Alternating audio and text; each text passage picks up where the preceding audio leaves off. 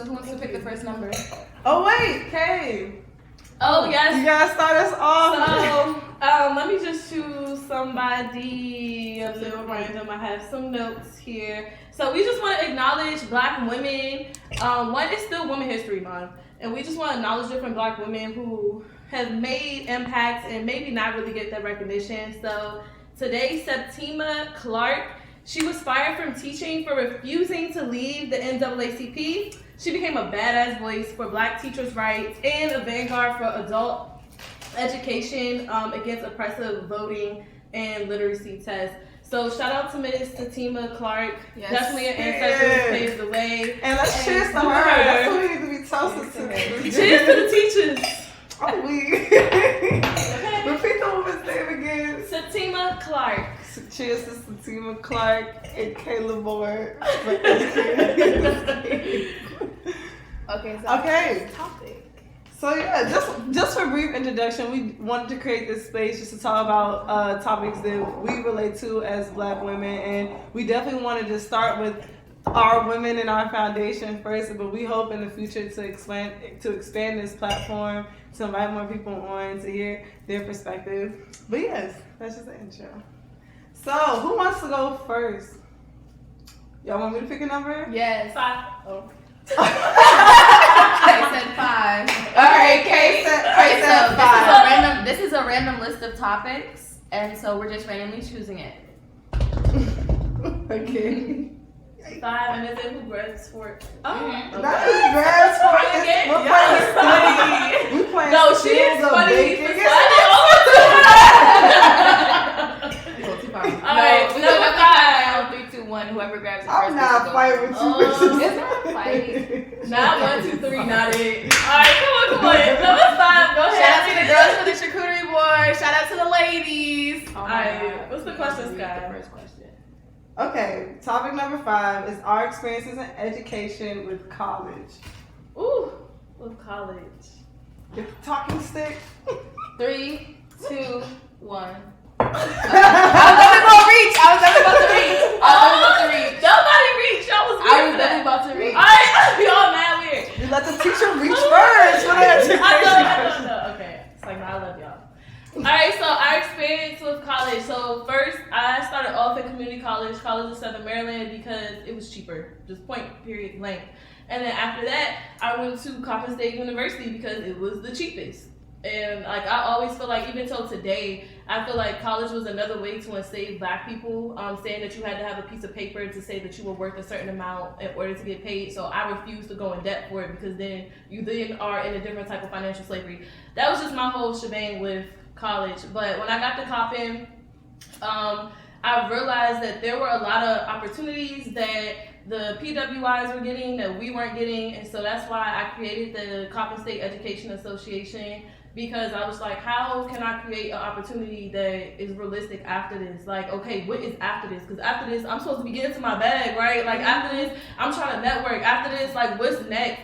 And I was like, is the school really preparing me for that? And it was a small school, and I love Coppin because of the people that it serves and the opportunities that it taught me how to make opportunities for myself. And so with that, my college experience is different from everybody. I never stayed on campus. So with that, I was always a commuter. There was times when I was commuting.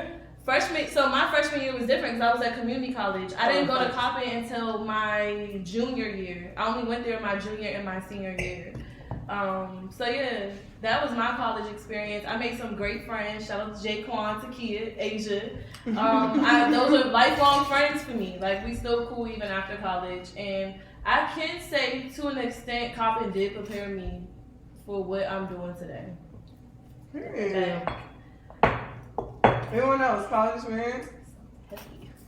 Oh, go ahead. All right, I'll go next. Hey, y'all. I'm Saba.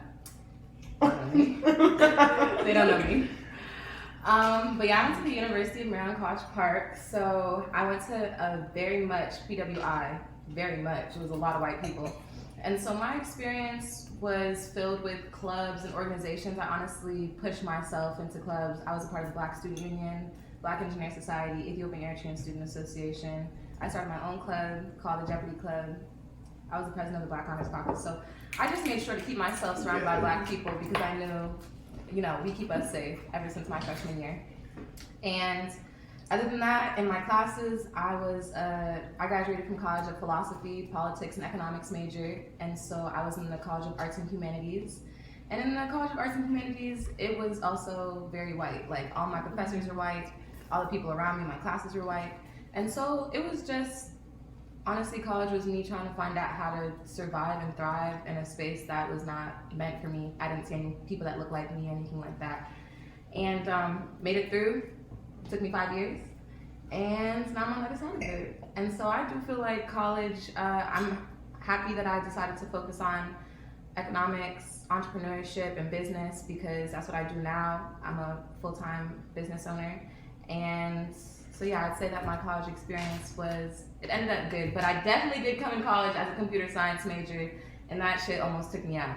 Like, it literally almost was a death blow. I never knew you were in this computer Yes, science. I was a computer science major, and it was not working at all. That's why the math, at UMD, people double major in math and computer science, but I didn't know that at first. And so I was just taking my math classes. I was like, Calc 2, discrete equations, like linear algebra 4, like why do I have to take all these math classes? No. It's because it's because it was made for math. Like if you're comp sci and you're at Maryland, you're a math major too. So that wasn't for me. I switched to philosophy and now I'm happy. So yeah, let's focus on it. Yeah, I'm sorry. Yeah, we over here and the girlies is you gonna put your Hey everyone that's on live, by the way.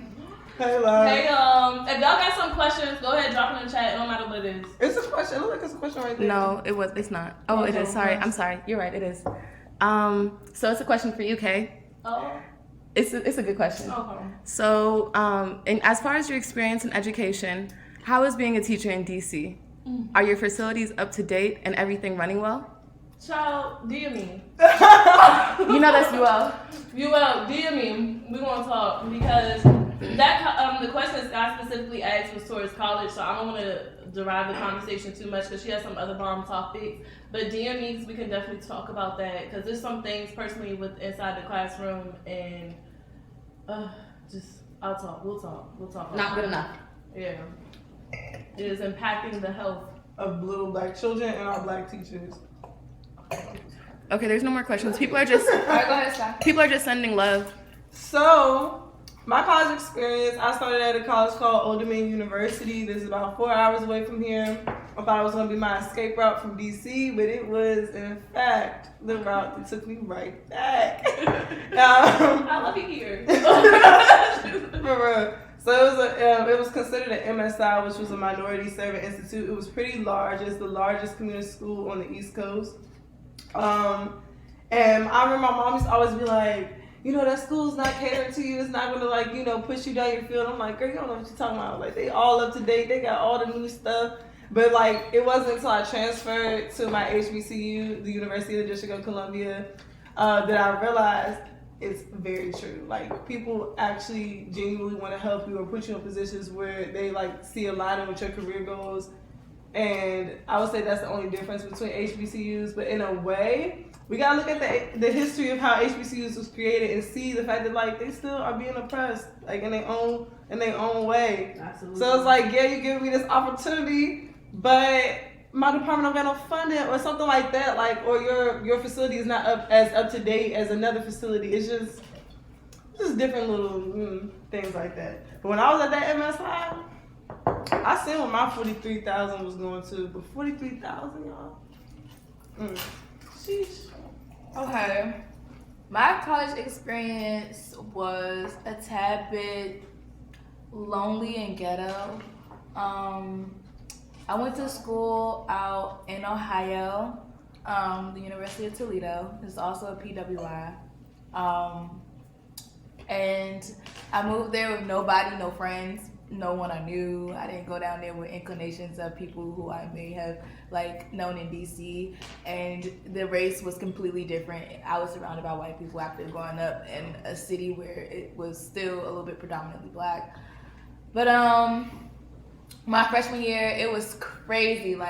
I feel like I didn't apply myself for real. I was definitely taking in the experience of being in college, being on my own, being an adult. And I feel like that's where a lot of us like lose like our concentration. Like we get caught up in that 1 year because it's like we finally out of our parents' house. We finally on our own. I'm finally feeling like an adult.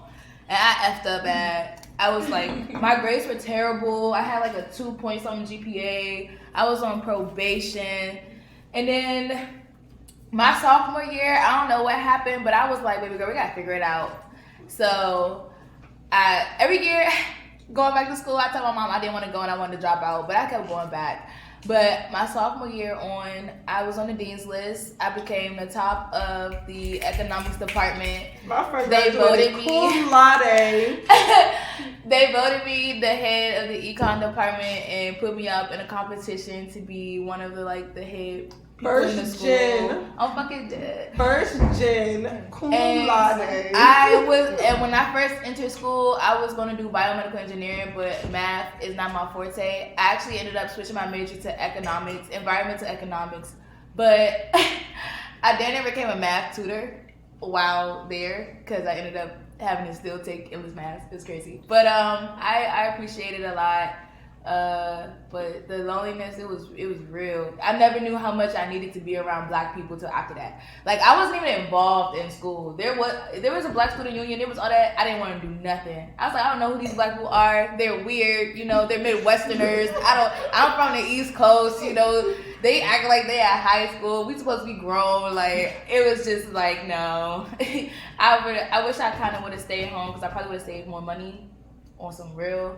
But the programming here is just like, it's not the same. I would have to go to like a PWI still. I wouldn't have gone to HBCU. No funny. We had to double up. Yeah. This is the second question. Okay, they said her, and they also. I was looking at the Alea still in there. Alea, I love you. Yes. Hey. And they also said what kind of questions should we be asking. Anything. So y'all ask Anything y'all any want. questions that you feel like after you hear whatever, if you have Pertain questions to about the it, literally topic. just. I Pertain to the don't topic. say anything, and if it's crazy, you know, I'm ignoring it.